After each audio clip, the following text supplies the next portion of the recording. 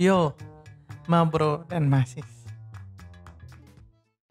Halo, selamat datang di Vicky Channel. Pada kesempatan kali ini, aku akan melanjutkan pembahasan kita tentang mental yang tidak stabil membawa bencana dalam percintaan. Yuk, kita lanjutkan. Selama pergulatan, Catherine merasa muak dan kesal sebab dia berpikir bahwa selama ini John hanya memanfaatkannya sebagai pelampias nafsu. Kekesalan Catherine pun meluap dan dia mengeluarkan sebilah pisau yang sudah dia siapkan sebelumnya dan menikam John. John yang terluka dan sadar ingin dibunuh berusaha melarikan diri. Saat dirinya berusaha untuk lari dan mencapai pintu keluar, hampir saja John berhasil melarikan diri. Catherine muncul dari belakang dan menyerangnya lagi. John hingga detik-detik terakhir berusaha bertahan untuk tetap berdiri sambil memegang kusen pintu. Akhirnya tak bisa terselamatkan karena luka-luka yang dirinya alami serta kehabisan darah. Dan kita tahu, John pun tewas dengan 37 luka tusukan. Waduh, gila.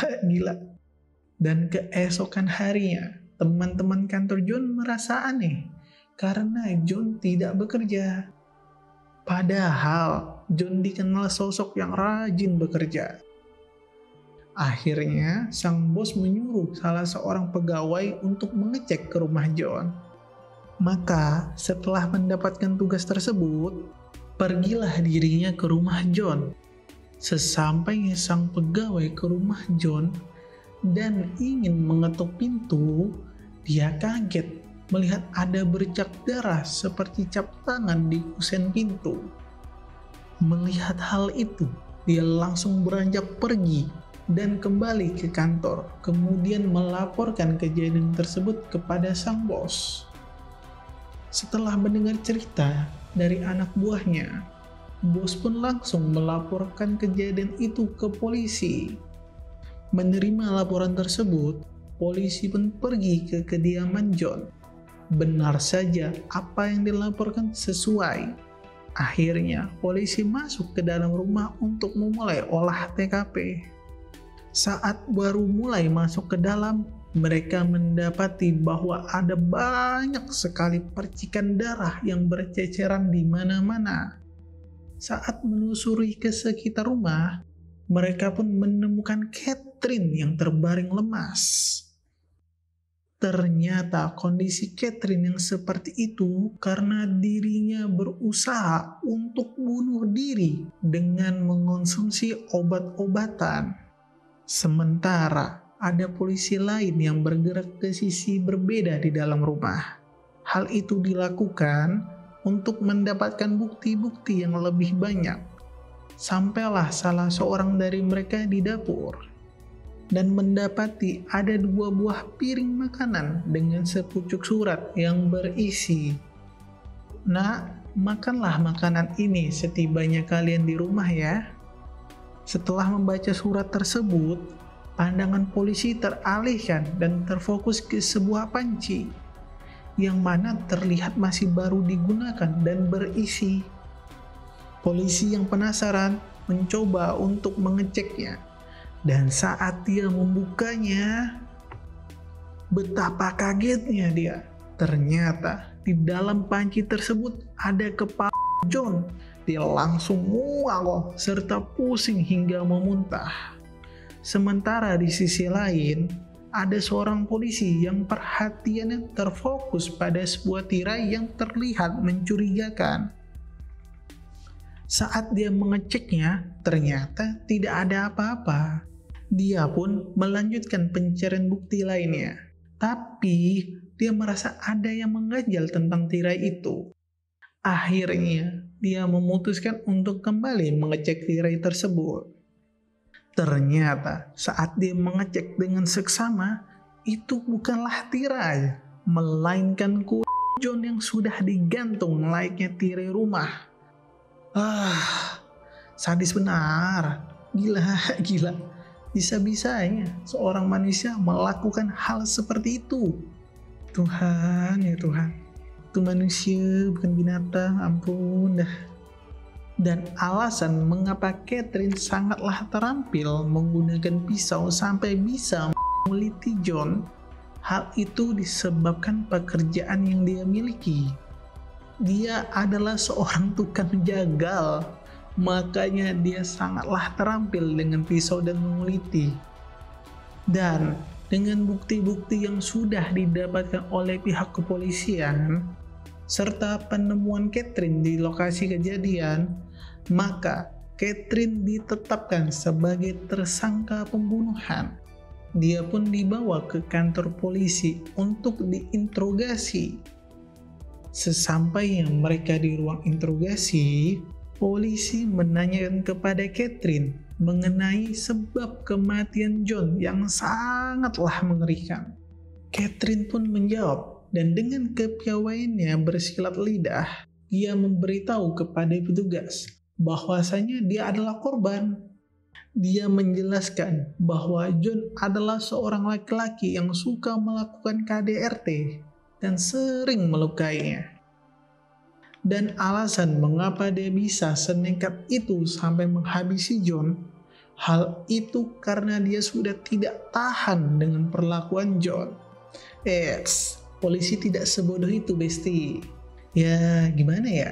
Kalau dia melakukan pertahanan diri, enggak lah sampai Adil lepas lah. Dan Adil kulit kayak gitu. Mikir dong, Catherine. Akhirnya, interogasi pun selesai. Dan Catherine dinyatakan bersalah sebagai pembunuh John. Dan akan diadili seadil-adilnya atas kejahatan yang sudah dia lakukan. Sebelumnya, untuk mendapati bukti-bukti lain yang lebih kuat mengenai kematian John, polisi memanggil dan menanyai mantan-mantan pacar Catherine. Dan hasilnya sangatlah di luar nalar. Kita tahu bukti apa yang didapatkan polisi setelah menanyai para mantannya. Itu adalah sebuah bentuk ketakutan. Mereka semua takut kepada Catherine. Bagaimana tidak? Menurut pengakuan salah seorang mantan pacar Catherine, mereka dahulu pernah bertengkar. Dan tiba-tiba saja Catherine marah. Karena kemarahannya yang tak terkontrol, dia melampiaskannya dengan membunuh peliharaan sang mantan. Wah, mental sudah kacau dan perbuatan sudah tidak tertolong lagi kah ini? Hei.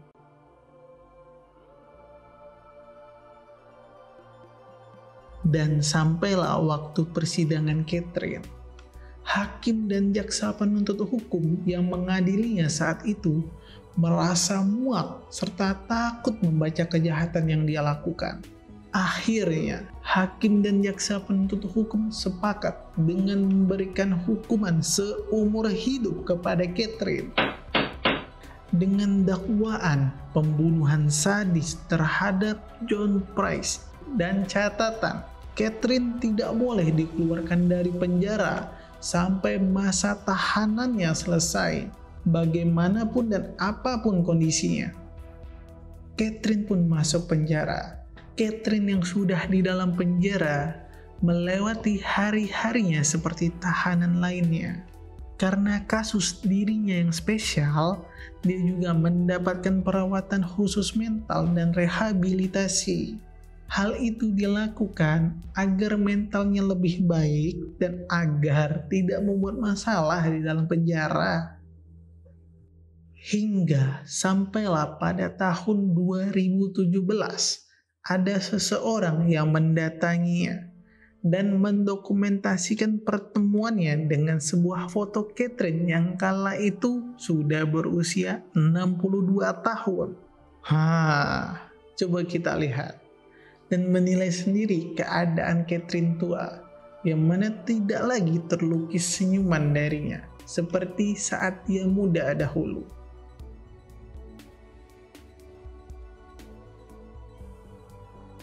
Yo, ma bro dan masis, ada satu hal yang mau aku tanyakan berkaitan dengan kasus Catherine. Persoalan itu adalah tentang penyimpangan yang terjadi pada Catherine tidak sepenuhnya kesalahan dia. Bukan berarti aku membela dirinya atas kejahatannya. Tentu saja tidak, aku tidak membelanya sama sekali. Tapi, aku menegaskan soal penyimpangan mental yang terjadi pada Catherine saat dirinya masih kecil. Kala itu, Catherine kecil adalah korban.